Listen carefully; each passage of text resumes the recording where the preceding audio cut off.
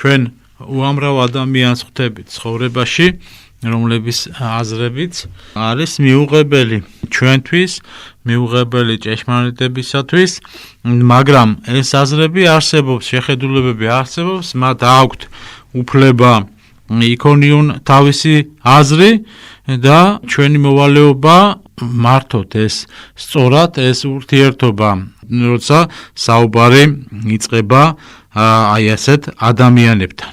ანუ რელიგიური ზნეობრივი ერთ-ერთი ესეთი მნიშვნელოვანი ასპექტი გახლავთ ურთიერთობის კულტურა. ხომ და ეს რას ნიშნავს ურთიერთობის კულტურა, რომ შვიდად მოვისმინოთ და უნარი გქონდეს იმისა, რომ მოთმინებაც გქონდეს სათანადო, რომ სხვისი აზრი თუნდაც ის არ ემთხვეოდეს ჩვენსას და მეტიც ეწინააღმდეგებოდეს კიდეც მას, მოვისმინოთ შვიდად. ადამიანის სულში დავანებული ეს ღვთიური მადლი მისთვის არის, რომ აძლევს ადამიანს ამის შესაძლებლობას, რომ აი ეს ეთიკური ურთიერთპატივისცემა გამოავლინოს მან თავის ოპონენტთან თუ სხვა აზრის, ესე იგი მიუღებელი აზრის მომხრე ადამიანთან. ეს არის ურთიერთობის კულტურა, კულტურის სიტყვაც თვითონ აქედან მოდის, რომ ნიშნავს, რომ პატივისცე, თაყვანისცემო, ანუ მოცემულ შემთხვევაში მაღალი კულტურის დონე, მათ შორის სულიერი კულტურისაც მდგომარეობს იმ უნარში, რომ ყოველ ადამიანში ხედავდე ხატებას და მსგავსებას ღვთისას, პირველ ყოვლისა, რომელსაც შეიძლება გქონდეს მცდარი შეხედულება, თუ შეგვიძლია ჩვენ ის მშვიდად მოვისმინოთ და შემდეგ უკვე ისევე მშვიდი და სიყვარულით უპასუხოთ მას. ჩვენ, როდესაც საუბარი მიდის აი ასეთ მსოფლმხედველობათა განსხვავებულ აზრების მქონე ადამიანებს შორის, უნდა ვიცოდეთ რამოდენიმე რამ, რაც არქიმანდრიტი რაფაელის ნაშრომში გვხვდება ურთიერთობის კულტურა. ეს არის პირველ ყოვლისა ის, რომ საუბარმა ჭეშმარიტების ერთობლივი ძიების ფორმა უნდა მიიღოსო. ანუ თავიდანვე გაირკვეს, რაში ემთხვევა მათი შეხედულება და რაში ვერ თანხვდებიან და შემდეგ ჭეშმარიტების აი ამ საერთო კრიტერიუმი იპოვონ და მშვიდად გადახედონ გაუგებრობის მიზეზებს, კითხვებს, პრობლემებს, პუნქტებს და აი ამ პლატფორმიდან, ესე იგი, ჩამოუსვლელად განახორციელონ თავისი საუბრები. ამგვარი პლატფორმა კი შეიძლება იყოს მთელი ეკლესიური სწავლება, ბიბლიური ტექსტი ან მხოლოდ ახალი აღთქმა და თუ კი რელიგიური მწამსი ბიბლიის ცალკეულ წიგნებს, ვედებს ან ყურანს ეყნობა, მაშინ საჭიროა გამოვიკლოთ ჭეშმარიტების ძირითადი ნიშნები, რასაც ცხადია უნდა ემსახურებოდეს ტექსტის შინაგანი არაწინააღმდეგობრიობა, უმაღლესი მოძღვრება ღვთაების შესახებ და აი ამ მოძღვრების შესაბამისი მორალია საჭირო აი ამ წიგნების შექმნის ისტორიის განხილვა და ასე შემდეგ და ასე შემდეგ. ანუ აქ მამა რაფაელი გვესაუბრება იმაზე, რომ როდესაც გვაქვს ჩვენ პოლემიკა, ჩვენ უნდა ვიცოდეთ რეალურად, რომ ამ ადამიანთან რა საკითხზე შეიძლება და რა დოზით შეიძლება გქონდეს საუბარი და როგორ შეიძლება მას გავაგებინოთ ჩვენ ჭეშმარიტების არსი. თუ სხვადასხვა პლატფორმაზე მიმდინარეობს საუბარი, აი მაგალითად ჩვენ საუბრობთ მართლმადიდებლები, ხომ, პატრისტიკას ვეყრდნობით, ანუ წმინდა მამებისეულ სწავლებას, ამ დროს პროტესტანტი გეუბნება, რომ მისთვის საერთოდ მიუღებელია ეს მამებისეული სწავლება. მაშინ ჩვენ საერთო პლატფორმა უნდა მონახოთ, ეს არის წმინდა წერილი, ხომ? და აი ამ წმინდა წერილის საფუძველზე უნდა გავარჩიოთ მტკვან მართალი. აი ამაზეა საუბარი აქ. იმისთვის, რომ სათანადო მივიღოთ ჩვენ ეს თანამოსაუბრე, საჭიროა მისი, როგორც გითხარით, მშვიდი მოსმენა, შეგვეძლოს გავიგოთ რა სურს მას, გამოვარკვიოთ მისი მსოფლმხედველობის ძირითადი დებულება და შემდეგ ვკითხოთ, სწორად გავიგეთ თუ არა მისი, ესე იგი, აზრი. და ამის შემდეგ უკვე უნდა შევთავაზოთ ჩვენ ის არგუმენტები და ეს არგუმენტები, რა თქმა უნდა იყოს კომპეტენტური დაყრდნობილი წმინდა წერილსა და წმინდა მამების სწავლებაზე მართლმადიდებელი ეკლესიის ჭეშმარიტებაზე. საჭიროა ასევე ძალზე კონკრეტულად შევეხოთ უთანხმოებათა პუნქტებსაც და შევთავაზოთ ერთად გადავხედოთ პირველ წყაროებს, რომლებიც გვაქვს ჩვენ არგუმენტად წამოყენებული. ამას აქვს დიდი მნიშვნელობა. სხვაგვარად, როგორც გითხარით, ამ საუბარმა შეიძლება პათოლოგიურ-დემაგოგიური ხასიათი მიიღოს და გამოვიდეს არა დიალოგი, არამედ მონოლოგი ორ ადამიანს შორის, რომლებსაც არ ესმის აბსოლუტურად ერთმანეთის, ერთი თავისას საუბრობს, მეორე თავისას და საზოგადოება კი რაც მთავარია, აი ამ პოლემიკასა თუ კამათებში ვერ გამოიტანს ცხადია სიმართლეს. დიდი ეთიკური და ფსიქოლოგიური შეცდომაა და დამამტკიცებელ აი ამ საბუთებზე ადრე განსაზღვრა, ესე ვთქვათ, აპრიორი, როცა მტკიცებულებათა ადგილს იჭერს საკუთარი ავტორიტეტი.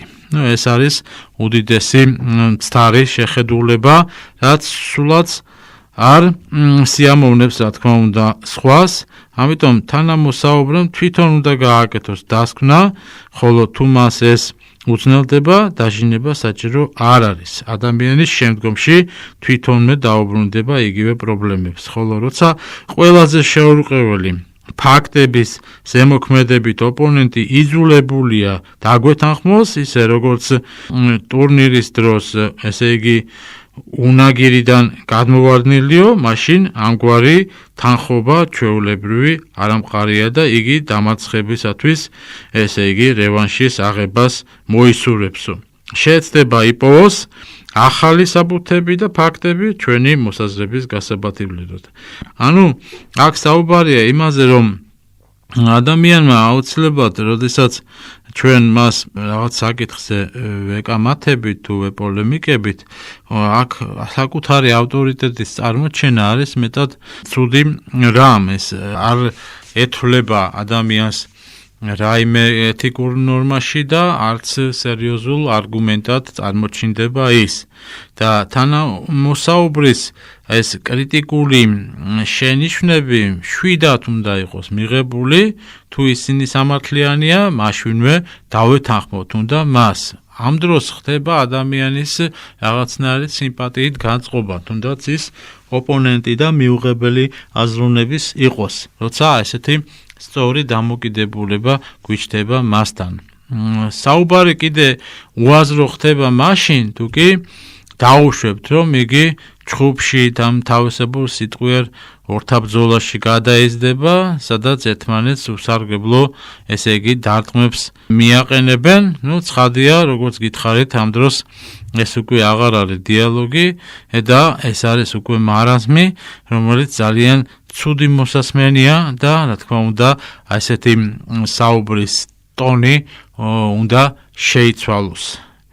მამა რაფაელი კარელინი ასევე გვესაუბრება ჩვენ იმ სულიერ ზნეობრივ განუვითარებლობის, ესე იგი არსებულ ისეთ საკითხებზე, პოზებზე, ასე ვთქვათ, საუბრის პოზებზე, რომელიც არის მიუღებელი. ეს არის მაგალითად მასწავლებლის პოზა, როდესაც ადამიანი სხვაზე ჭკუის სწავლების ტონით საუბრობს და გონია, რომ სხვაზე უფრო ნიჭიერია და სხვას უნდა ის თვითონ უნდა იყოს მასწავლებლის პოზისთან და ყველა დანარჩენი, ვისაც ესაუბრება, ის ყოველთვის უნდა უსმენდეს მას. ეს ასე არ არის. არის კიდე პროკურორის პოზა, ანუ როდესაც ადამიანი, ასე ვთქვათ, სხვისი ბედი-ღბალის უმაღლეს ინსტანციად მიიჩნევს საკუთარ თავს და სულ მუდამ ესეთი სამართლებრივი პოზიციიდან გამოდის თითქოს და აქვს ამისი უფლება მოვალეობა, რომ სხვისი ცხოვრება განაგოს და განკარგოს და მიუთითოს მას ესე ზევიდან. არის კიდევ ესე ვთქვათ, ყოვლისმცოდნეობის მრჩეველის პოზა, ხო? ანუ ყველა შეკითხვაზე რო აქვს ადამიანს პასუხი, ესეთი ადამიანები არსებობენ და არავითარ შემთხვევაში არ ფიქრობენ, რომ სხვისგანაც შეიძლება რაღაც ისწავლონ და ასე შემდეგ და რომლებიც ბევრს, რა თქმა უნდა, ლაპარაკობენ, მაგრამ ცოტა იციან და კიდევ უფრო ცოტას ფიქრობენ. აი ეს არის ის კატეგორიები, ასევე არის უფროსის პოზა ადამიანის, ანუ ეს მსგავსი საუბრის პოზებია, როდესაც ყოველთვის რაღაცა ზემოდან ცდილობს ადამიანი უკარნახოს სხვას, თავისი, ესე იგი, შეხედულებები, თავისი ნიჭი გადმოაფქვიოს აი ამ ფრაზებით, რამდენჯერმე მისი გამეორებით, რაღაცნაირად ზემოქმედება იქონიოს ადამიანზე და ასე შემდეგ და ასე შემდეგ. ამიტომ ჩვენ უნდა ვიცოდეთ ეს, აუცილებლად გვახსოვდეს, რომ როგორები შეიძლება ვიყოთ და როგორები შეიძლება არ ვიყოთ ჩვენ და როგორები ნამდვილად არ უნდა ვიყოთ ჩვენ აი ამ საუბრის დროს. გვესაჭიროება უდიდესი თანმდაბლობა, სიყვარული, სიმშვიდე და აი ამ ჭეშმარიტების ნიადაგზე უნდა წარემართოს ჩვენი საუბრები. თუ გსურს, რა თქმა უნდა, რომ ამ საუბარმა გამოიღოს ის შედეგი, რასაც ქვია მოყვასის მოქცევა და გადარჩენა. ეს არის მთავარი მიზანი და ასე ვთქვათ, ფსიქოლოგიური ხიდი, რომელიც არსებობს ადამიანს შორის, სწორედ ასე შეიძლება იქნას აღდგენილი. და წინააღმდეგ შემთხვევაში ეს ხიდიც, რა თქმა უნდა, ჩაინგრევა და ორ მტრულ ბანაკს მივიღებთ, რომელიც ვერასოდეს ვერ შერიგდება. და თუ კი საუბარი თანამოსაუბრის მიზეზით არაკორექტულ ხასიათს იძენს, შევნიშნოთ, რომ სერიოზულ საკითხებზე სერიოზული საჭიროა საუბარი და ხოლო თუ შენიშვნას არ მიიღებს, რა თქმა უნდა, უარი უნდა ვთქვათ ესეთ საუბრებზე, იმიტომ რომ ის არანაირ შედეგს და ის რაც გვინდა ქრისტიანმა რომ მივიღოთ, იმას ნამდვილად ვერ მივიღებთ. ღმერთმა დაგლოცოს, ღმერთმა მოგცეს სულიერი განსჯის უნარი, რომ გავარჩიოთ პათოლოგიური საუბრები ჭეშმარიტი საუბრებისაგან და ასევე ვიქონიოთ ჭეშმარიტი, სწორი, სულიერი ურთიერთობის კულტურა, რომელიც ასე მნიშვნელოვანია თანამედროვე საზოგადოებაში. ღმერთმა გაკურთხოთ და გაგაძლიეროთ, გესაუბრებოდათ დეკანოზი კონსტანტინე ჯინჯარაძე, წმინდა გიორგის სახელობის ღვთისმსახური.